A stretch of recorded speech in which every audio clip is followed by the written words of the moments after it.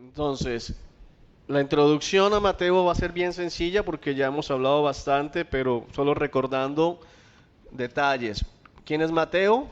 Uno de los apóstoles escogidos inicialmente por el Señor, se conoce dentro de los 12 apóstoles.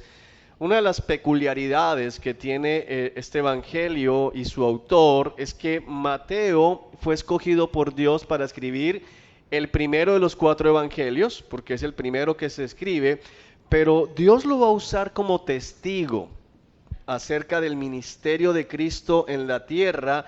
Y es bien tremendo porque Mateo, humanamente hablando, no calificaría como testigo en una corte judía, porque los judíos del primer siglo no contaban como válido el testimonio de un publicano. Es decir, alguien que se dedicaba a recaudar impuestos para Roma era tan despreciado que en una corte judía, si lo llevaban ante el Sanedrín, alguien decía, mi testigo es él es publicano, su testimonio no vale. No lo vamos a escuchar, es como si no existiera. Y Dios lo va a usar para testificar precisamente acerca de su ministerio. Es bien, bien fuerte. Y vemos eso también en que el Señor a las primeras que se les aparece es a mujeres cuando resucita. Y entonces el testimonio del publicano no es válido, pero el testimonio de la mujer menos. O sea, la mujer podía ser la más pura, la más reconocida, pero en una corte judía, lo que una mujer dijera no tenía validez. Es como si no existiera. Y Jesús utiliza a este publicano para escribir y a una mujer para ser la primera persona que testifique, a un par de mujeres, acerca de su resurrección, y con eso está dando dignidad.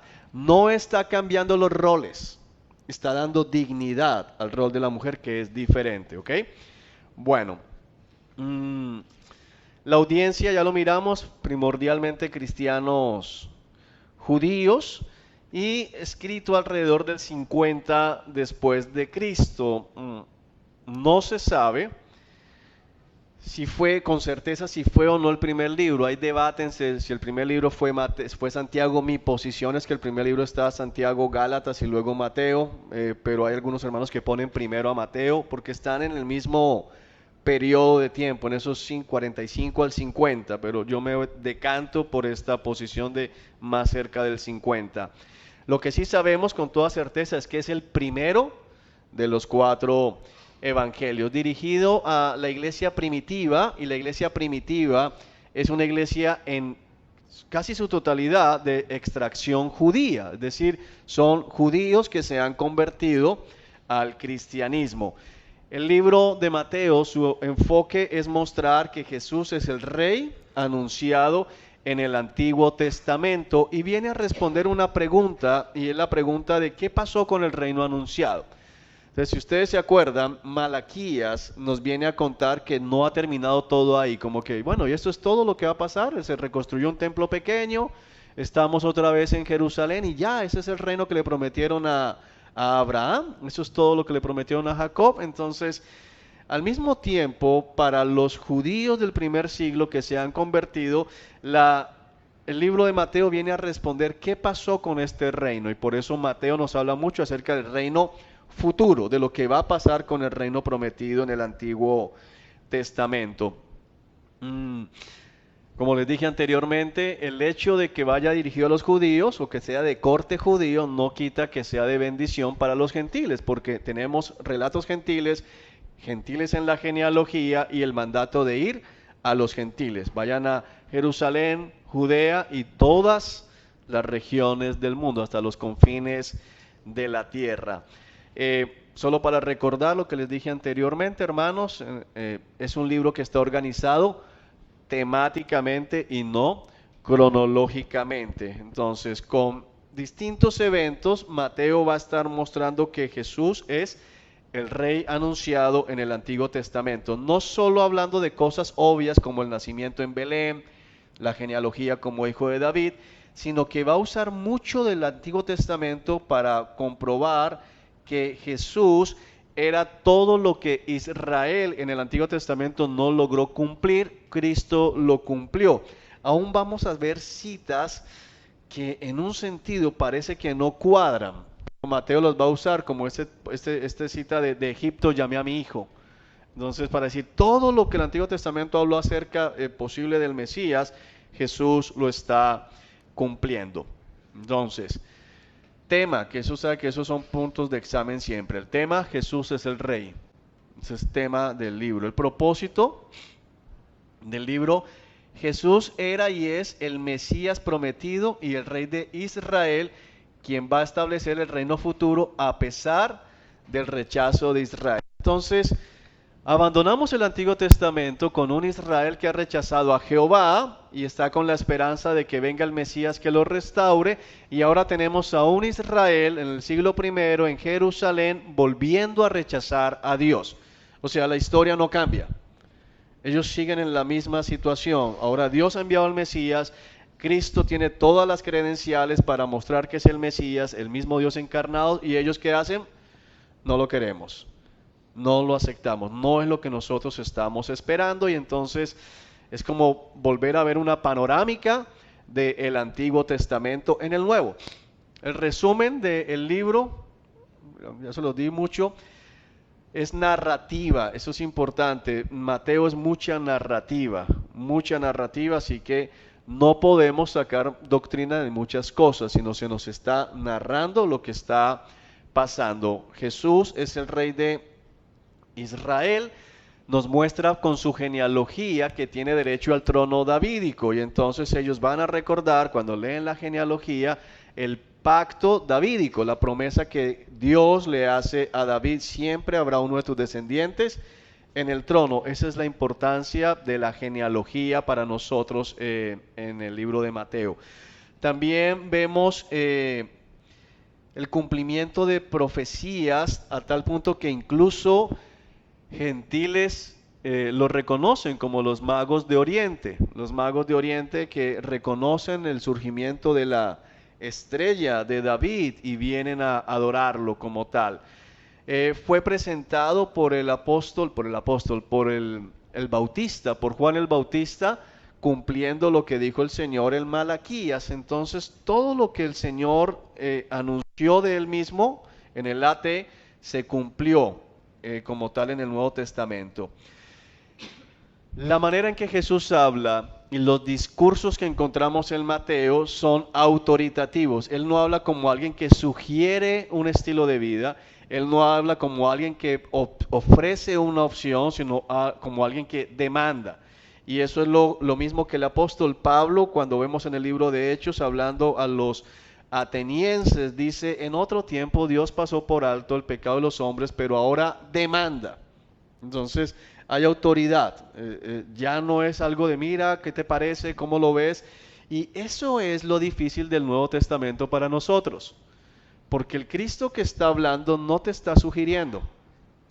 El que está hablando en este libro no dice: bueno, ¿cómo te parece si hiciéramos la iglesia así? Él no está diciendo: ¿qué te parece si el rol de él es este, si el rol de ella es este? ¿Cómo ves si organizamos ministerios así? ¿Qué piensas si las familias las llevamos de esta manera? ¿Qué piensas si decimos que soy el único camino? No, él está diciendo cosas autoritativas y está usando lo mismo que usó en Génesis 1. Dios dijo y vino. Entonces, es la palabra, por eso Juan lo presenta como el verbo por el cual todo fue hecho. Y entonces llegamos a un punto, queridos hermanos, y es: o es a la manera de Dios o es en el infierno. Y me propongo llevarlos a ustedes por este estudio neotestamentario a que usted al final va a tener que tomar una decisión de qué va a hacer con su vida. Si alguno todavía está ahí como sí, no, bueno, va a quedar usted completamente expuesto. Por eso digo que espero una reducción. Espero que no, deseo que no, pero esperamos una reducción al final de este ciclo. Bueno, solo él tenía derecho para dar su mensaje autoritativo. ¿Por qué? Porque solo él es Dios. Entonces los hombres no podemos dar mensajes autoritativos. Dios sí. Él es el que lo da. Nosotros no. Bueno, eso explica por qué dice aquí en Salvo, los evangelios son muy claros cuando comienza el Señor a mostrar y a explicar con más claridad la doctrina de que solo se salvan los que Él llama. Entonces Juan nos dice muy fuerte en pasajes como Juan capítulo 6, la gente está murmurando en contra. Él dice, ¿por qué murmuran? Dejen de hablar. Nadie puede venir a mí si el Padre no le trae.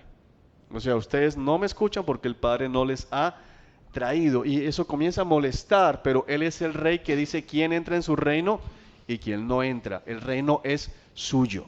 Él es el buen pastor, las ovejas le pertenecen a Él. Él es la puerta, nadie pasa al reino de los cielos si no es a través de Él.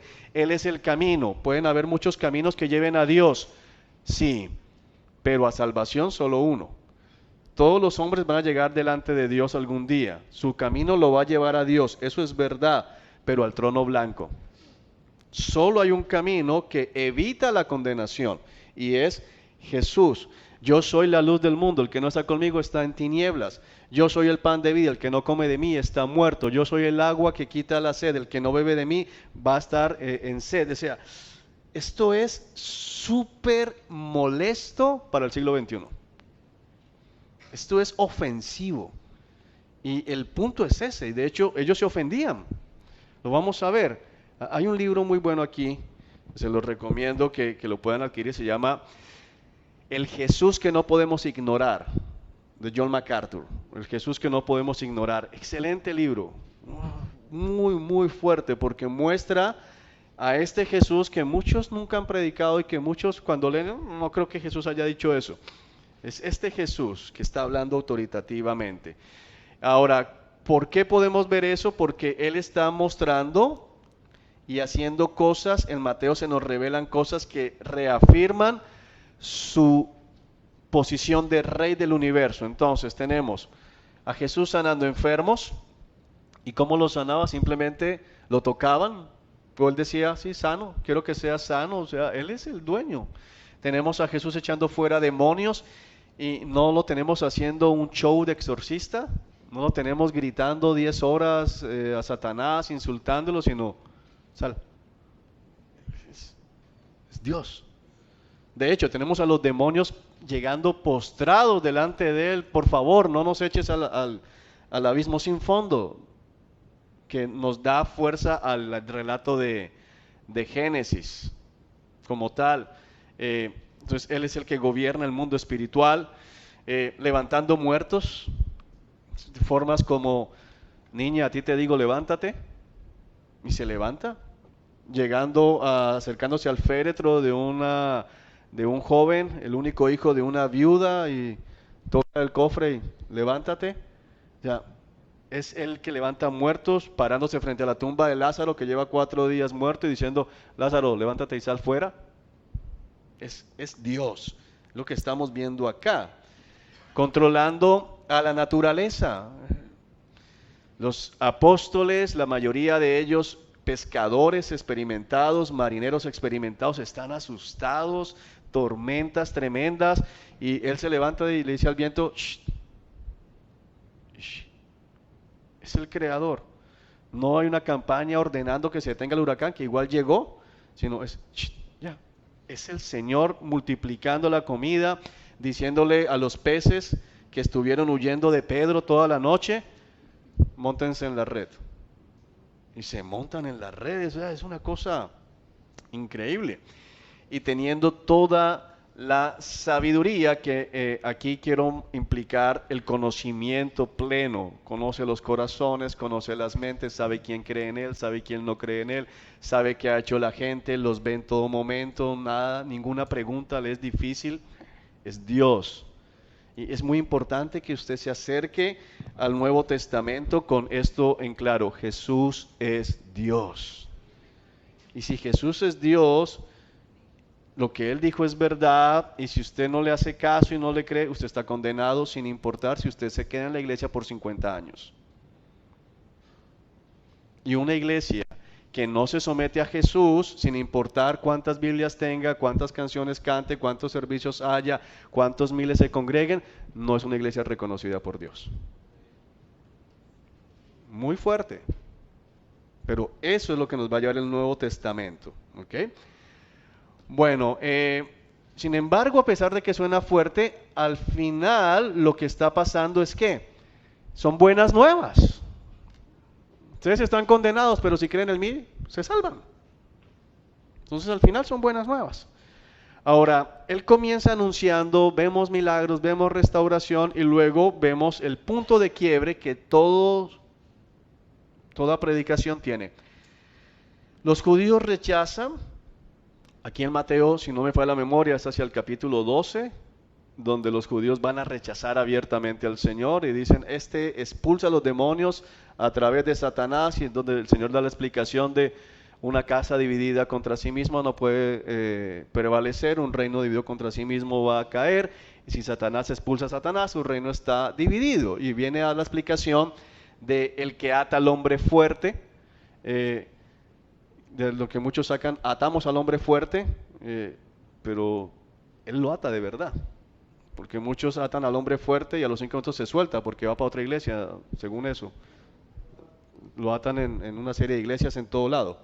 De hecho, muchas veces los cristianos comenzamos a pensar que Satanás es omnipresente. Porque si algo pasó en 10 iglesias, en 10 puntos del mundo al mismo tiempo, todos están atando al hombre fuerte. Entonces, ¿está Satanás en 10 lugares? El único que puede estar en todo lugar, en todo momento, es Dios. Pero bueno, en su momento hablaremos de esas cosas. Así que desde ese punto donde se da la blasfemia al Espíritu Santo, que es el atribuirle al diablo las obras del Señor, él comienza a enseñar en parábolas mostrando que el reino ahora ha sido escondido. Es decir, él anuncia el reino, él ha llegado, está disponible la promesa, pero como lo han rechazado, entonces dice, ustedes no se han considerado dignos. Lo va a usar el apóstol Pablo, estas palabras en las cartas, cuando llega a evangelizar, como ustedes judíos no se consideran dignos, me voy a los gentiles. Y es precisamente lo mismo que el Señor está haciendo acá. Vengo a ustedes, se cumplen las promesas, ustedes las rechazan, ok, ya no. Se cierra y hay un cambio drástico en la metodología.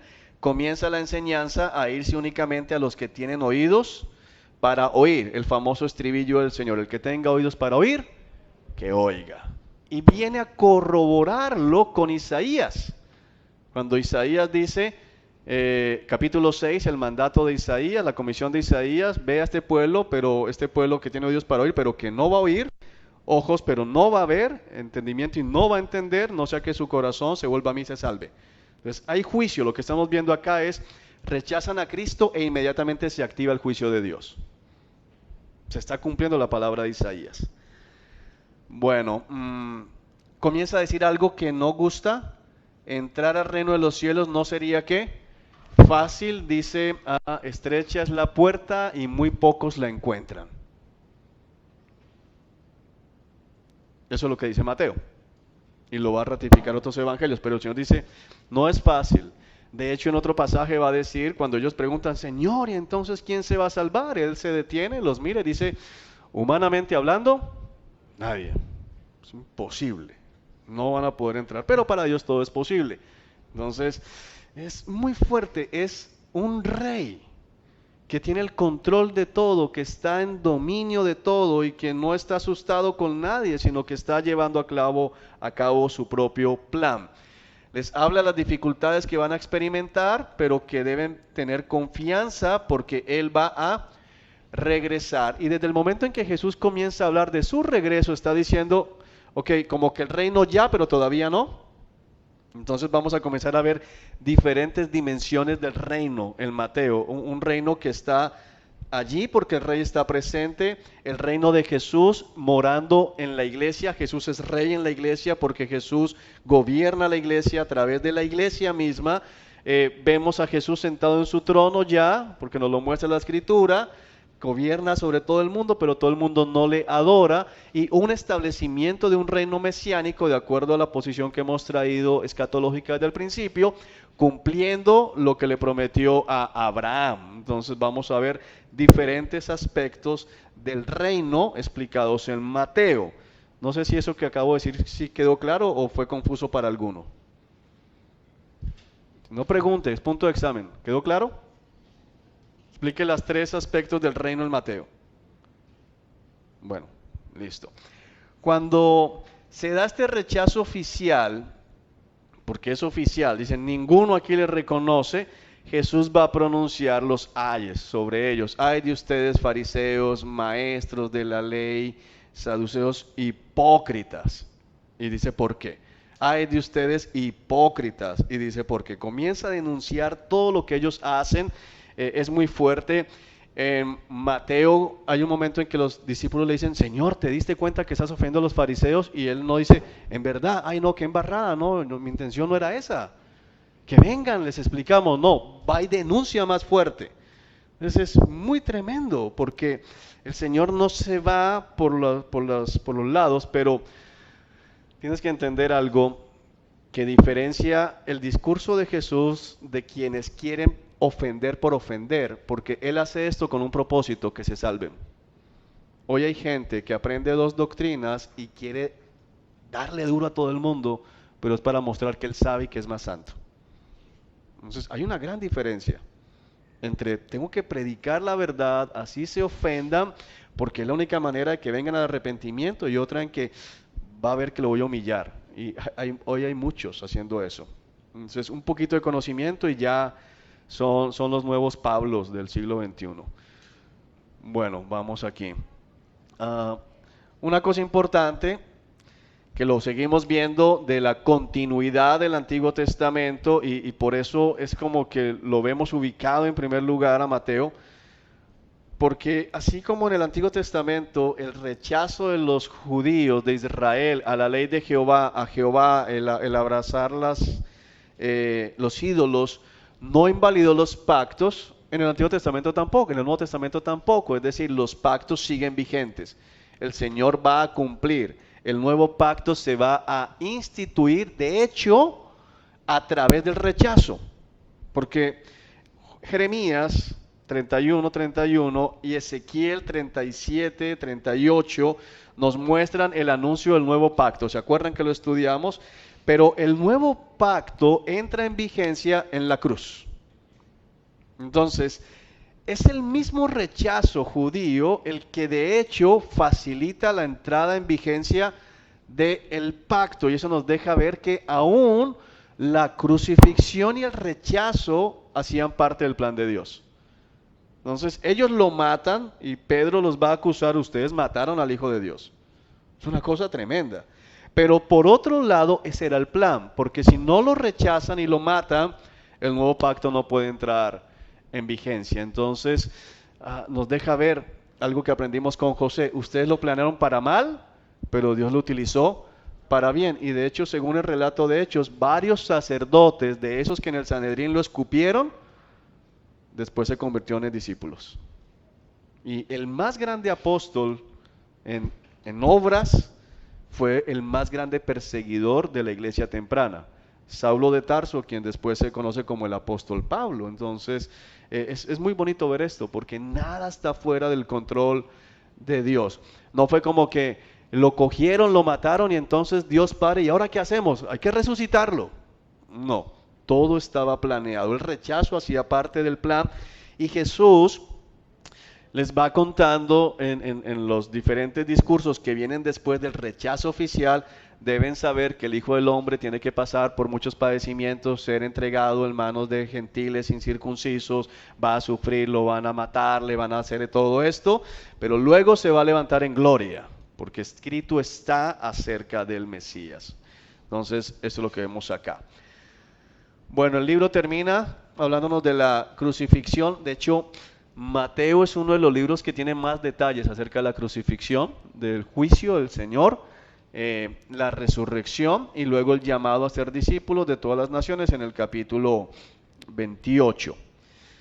Bueno, vamos entonces a entrar ya en la vista panorámica, mirando algunos de los capítulos y versículos más representativos para nosotros. Empezamos con el capítulo 1, los versículos 1 al 17. Vamos a mirar aquí. ¿Está bien el tamaño de la letra ya, hermanos? Entonces, si se dan cuenta, aquí está, versículo 16, cómo va finalizando esta genealogía. Jacob fue el padre de José, esposo de María, y María da a luz a Jesús, quien es llamado el Mesías. Entonces, la genealogía de Mateo va a apuntar al derecho a la corona desde el punto de vista humano que tiene Jesús, porque tenía que ser descendiente del rey David. Y entonces nos va a trazar esto. Aquí dice el versículo 17, tenemos 14 generaciones desde Abraham hasta David, 14 de David hasta el destierro y 14 del destierro hasta el Mesías.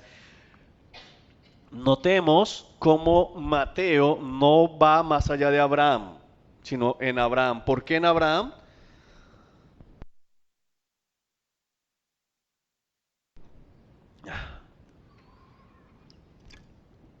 Perdón, hermanos. ¿Por qué en Abraham?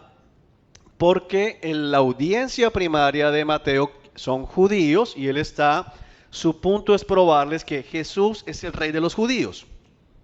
Ese es el punto que tenemos en el Mateo. Entonces, Mateo no está interesado en hablar de las genealogías anteriores.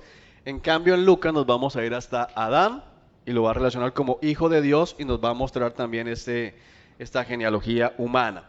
Pero importante es notar que José es ligado y viene de la descendencia de Salomón. Salomón es el que David, y lógicamente fue el Señor, es nombrado como tal, como sucesor de David. En el caso de Lucas, para que vayamos dejando esto listo, la genealogía se traza a David, pero no pasa por Salomón, sino pasa por Natán, otro de los hijos de David, no el profeta, sino otro hijo de David llamado Natán, pero vamos a llegar también a la tribu de Judá y a David, es decir, que tanto por el lado de José como por el lado de María, Jesús es descendiente de David, eso es lo que tenemos que comprender, y por lo tanto tiene el derecho al trono, eso es lo que nos quiere mostrar aquí básicamente. Entonces para eso es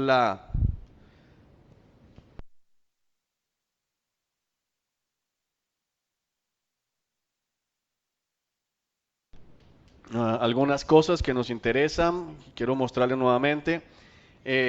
Tenemos aquí incluida a Tamar, Tamar que fue la que se disfrazó de prostituta y se acostó con su suegro porque no ha cumplido con su deber. Entonces aparece Tamar por aquí, no es una mujer que sea la más ejemplar.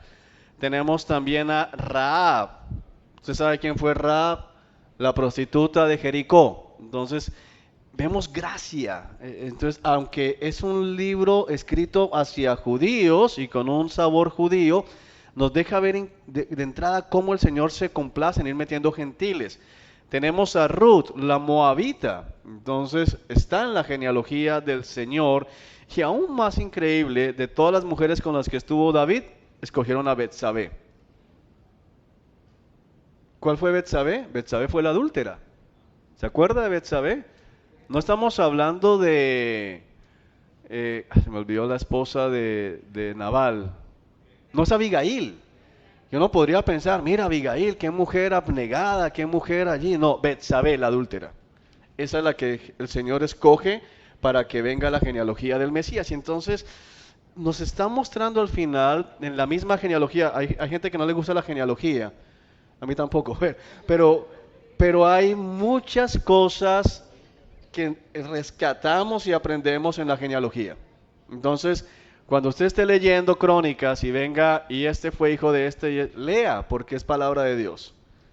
Algunos se la brincan, no se la brinque, lea, lea y hágalo como estudio. ¿Quién es este?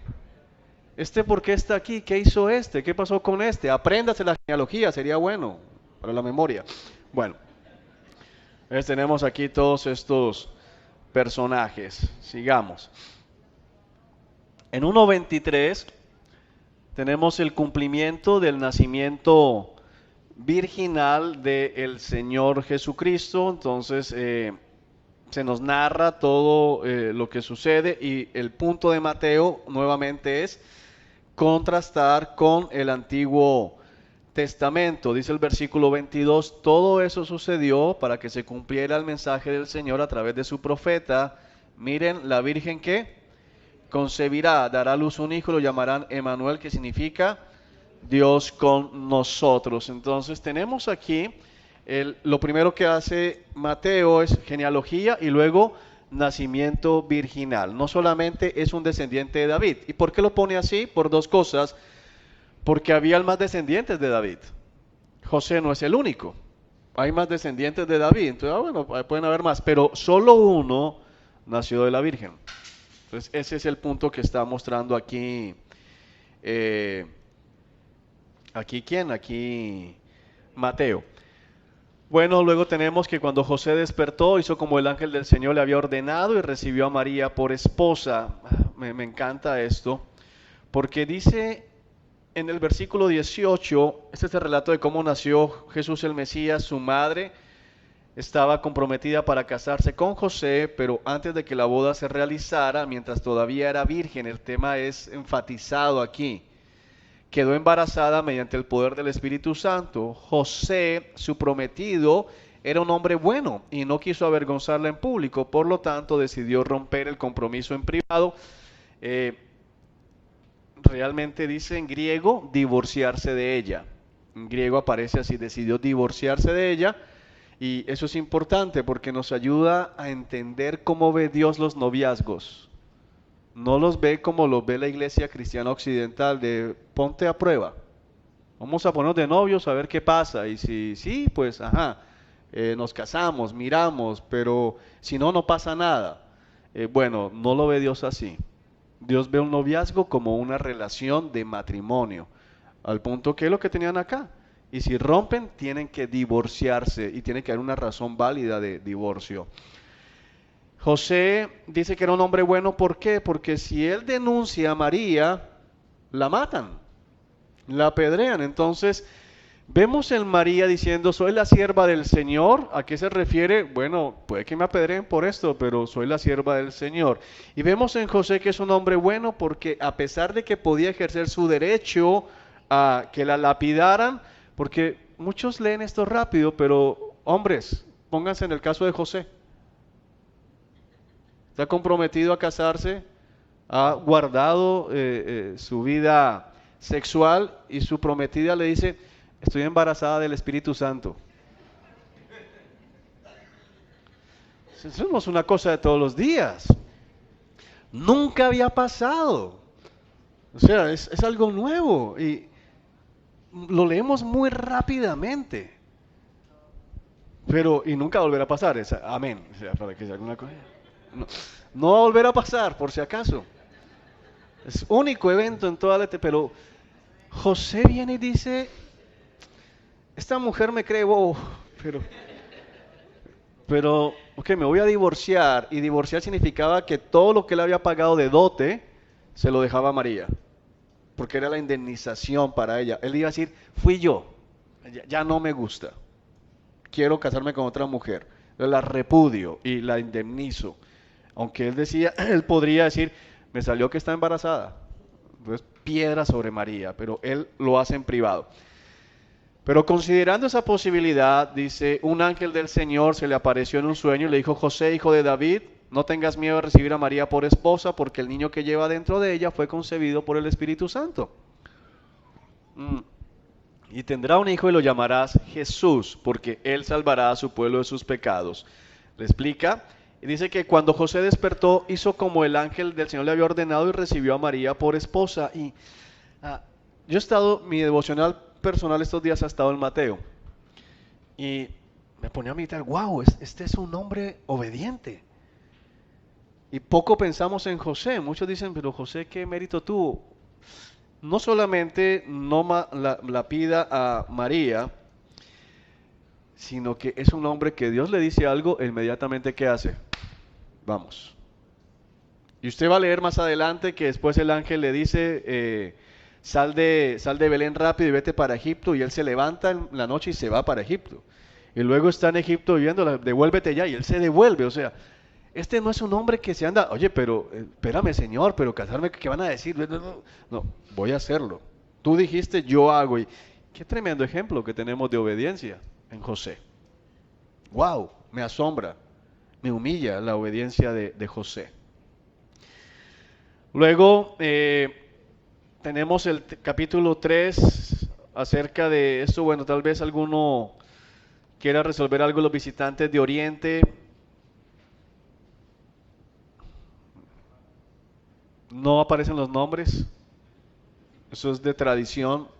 No dice llegaron Gaspar, Melchor, Baltasar, sus nombres se le pusieron, no están en la Biblia por ningún lado.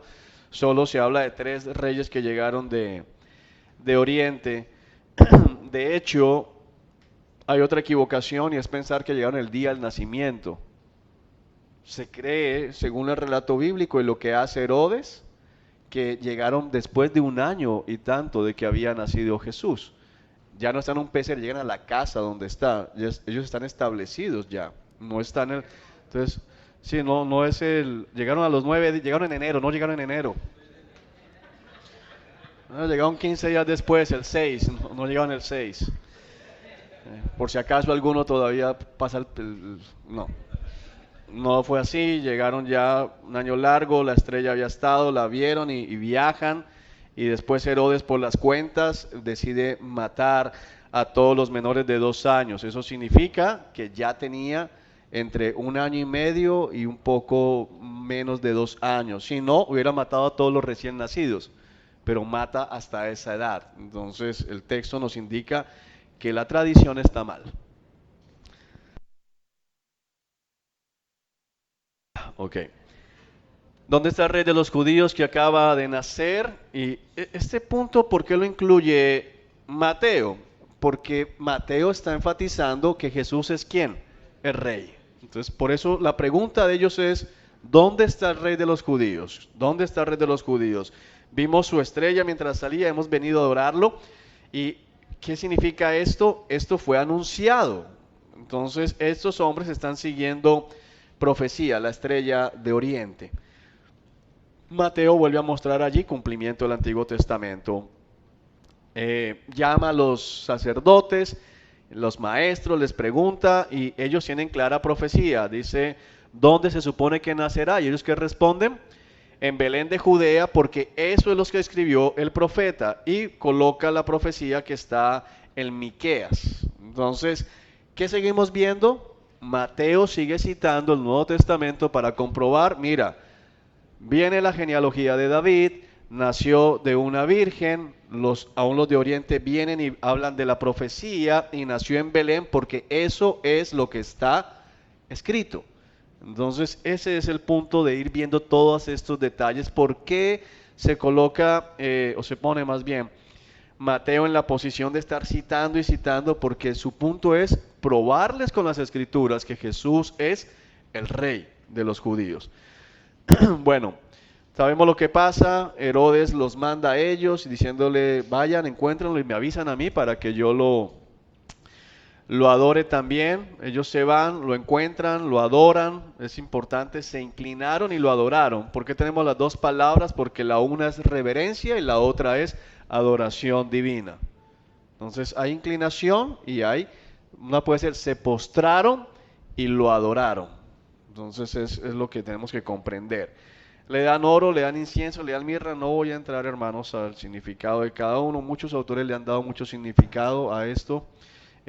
Pueden ver que el oro porque es de la realeza, el incienso porque es aroma grato al Señor, la mirra preparando su muerte.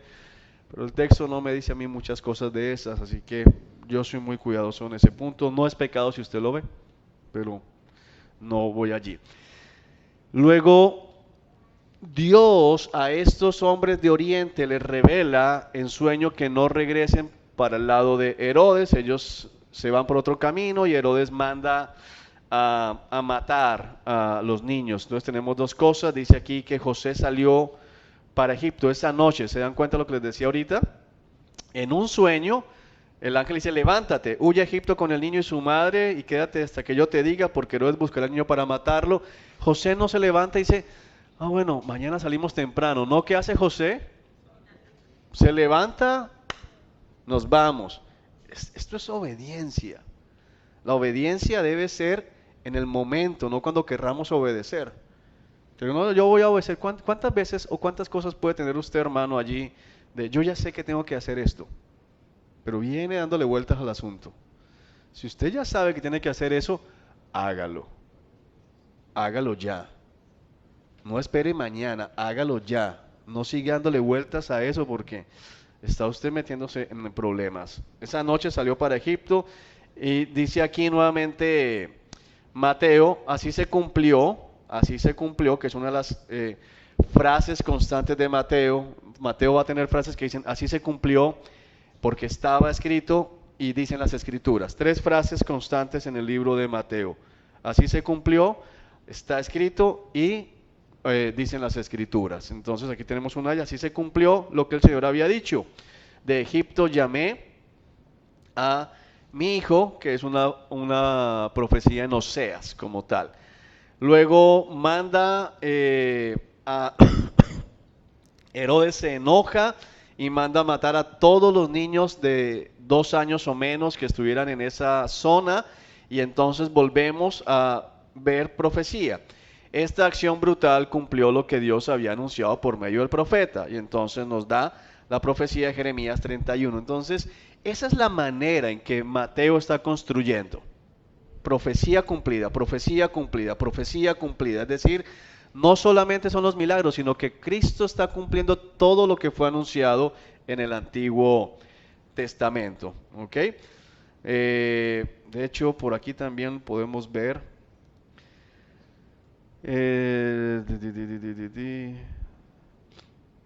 Vuelve el ángel y se le aparece y le dice, mira, ya murió Herodes, devuélvete, y le dice que se vaya para Nazaret.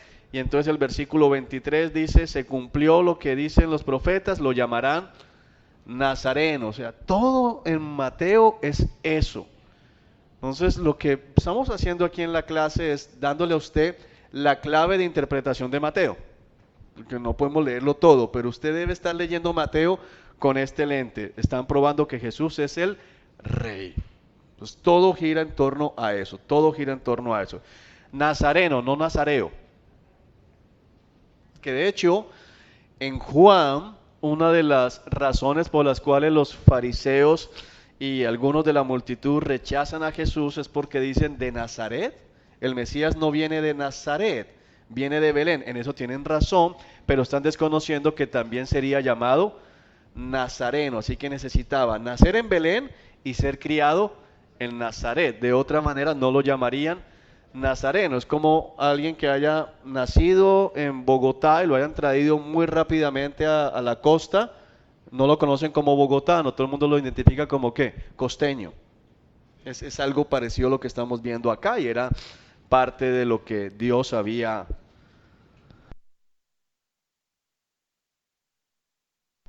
establecido. Capítulo 3 nos habla del bautismo de Jesús. Entonces vamos al texto, versículos 16 y 17. Miremos el 11. Juan el Bautista anuncia con claridad que él no es. Yo bautizo con agua, está hablando Juan el Bautista, los que se arrepienten de sus pecados y vuelven a Dios, pero pronto viene alguien que es ¿qué? Superior a mí, tan superior que ni siquiera soy digno de ser su esclavo y llevarle las sandalias. Él es este alguien superior, los va a bautizar con el Espíritu Santo y con fuego. Está listo para separar el trigo de la paja con su rastrillo, y entonces desde el primer momento Mateo comienza a establecer que es necesario que haya división en cuanto al ministerio de Cristo. Y Cristo lo va a decir, no crean que vine a traer paz, vine a traer espada. Él es el príncipe de paz. ¿En qué sentido? Él pone en paz a los hombres con Dios, pero ¿a cuáles hombres? A los que creen. Pero fuera de eso, Él no es embajador de paz, Él trae división. Y va a separar. Hay dos grupos. Y todo el Evangelio va a terminar, y la Biblia va a terminar en dos grupos. Gente en el cielo, gente en el infierno. Amigos de Dios, enemigos de Dios.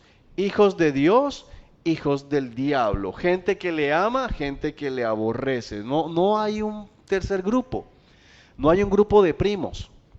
No hay un grupo de gente amigable con el Señor. No hay un grupo de buscadores sensitivos, como dicen ahora en algunas congregaciones. No, no existe eso. Hay hijos de Dios e hijos del diablo, no hay más. Y ese es el punto. Él va a separar con su rastrillo. Y eh, Spurgeon solía en sus mensajes terminar siempre diciendo al final, sepárense. Sepárense, porque él siempre aludía a esto. Decía, después de cada mensaje tiene que haber separación. Las ovejas de las cabras, el trigo de la cizaña, los hijos de Dios de los hijos del diablo. Sepárense, sepárense. Bueno, él establece acá, Juan el Bautista, que él no es el Mesías, y luego tenemos el bautizo de Jesús, que se nos narra aquí. Jesús fue a Galilea para que Juan lo bautizara, pero Juan intentó convencerlo de que no lo hiciera. Dice, yo soy el que necesita que tú me bautices, entonces ¿por qué vienes tú a mí? Pero Jesús le contesta, así debe hacerse porque tenemos que cumplir con todo lo que Dios exige. Un pasaje precioso para todos aquellos que andan usando la gracia para decir que no tienen que cumplir con nada. Yo no necesito hacer esto, no necesito la cena, no necesito aquello porque ya Dios cumplió todo. El mismo Jesús dice es necesario cumplir con todo, o sea, debe hacerse lo que es correcto. Juan lo bautiza y dice que es una de las aseveraciones hacia Trinidad que comienza a mostrar Mateo, y con eso terminamos hoy. Después del bautismo, mientras Jesús salía del agua, los cielos se abrieron y vio el Espíritu de Dios que descendía sobre él en forma de paloma y una voz desde el cielo que dijo, este es mi Hijo amado, en quien me aman grosso. Entonces tenemos, número 1, Jesús saliendo del agua. Número 2, el Espíritu Santo en forma de paloma. Y número 3, una voz desde el cielo. Y dice, ¿qué dice la voz? ¿Este es qué? O sea que esa voz es el Padre. Entonces la doctrina trinitaria, que la hemos visto desde el principio, pero aquí en Mateo comienza a ser esbozada. Está Jesús, al mismo tiempo está el Espíritu Santo y al mismo tiempo está la voz. Tres cosas o tres personas, para ser más específico, diferentes actuando al mismo tiempo. Este es uno de los ejemplos más claros que tenemos de la Trinidad. Los que niegan la Trinidad dicen, no, lo que era Jesús y rápidamente tomó forma de paloma y rápidamente, no, para tratar de justificar. Están separados en ese momento como la Trinidad económica. Jesús saliendo del agua, el Espíritu Santo descendiendo y la voz desde el Padre oyéndose desde el cielo al mismo tiempo, y es un perfecto ejemplo acerca de la Trinidad. Pregunta, y con eso creo que concluimos hoy. Ahí la palabra dice que y el Espíritu de Dios descendía sobre él como una paloma, no en forma de paloma. El original dice forma de paloma. El original habla forma de paloma. En griego es como en forma de paloma, no diciendo que como una paloma suave o como una paloma volando con calma. No tiene ningún sentido esa aplicación. El original habla de forma, es decir, toma forma de paloma. ¿Por qué? No sabemos. Porque también dice en una parte que dice forma, de forma corporal, en forma de cuerpo, como paloma. Entonces, yo pienso que dice es que desciende como desciende la paloma desciende suave, así descendía suave como una paloma, pero de una forma corporal. O sea, él venía sobre Cristo, que era un cuerpo, y el Espíritu Santo es una persona. Descendía sobre Cristo. Lo que pasa en es una que forma corporal, puedes ver, por ejemplo, en Hechos, que el Espíritu Santo viene en forma de lenguas, de fuego. La manera en que Él tome allí no nos puede llevar a pensar en que entonces el Espíritu Santo es una paloma, pero el texto está diciendo esto. Nunca tenemos una forma humana del Espíritu Santo, nunca se nos ha mostrado, pero como lenguas, pero vieron lenguas de fuego. O sea, es importante. El texto, es que el tiempo no me permite, pero el texto no te dice que parecían, sino que tomaron esa forma. Ahora, el punto importante es, si tú crees que el Espíritu Santo es otra persona y que está descendiendo sobre Jesús, digamos que no tendría problema yo en que tú digas, para mí no fue una paloma porque eso no salva. ¿Sí?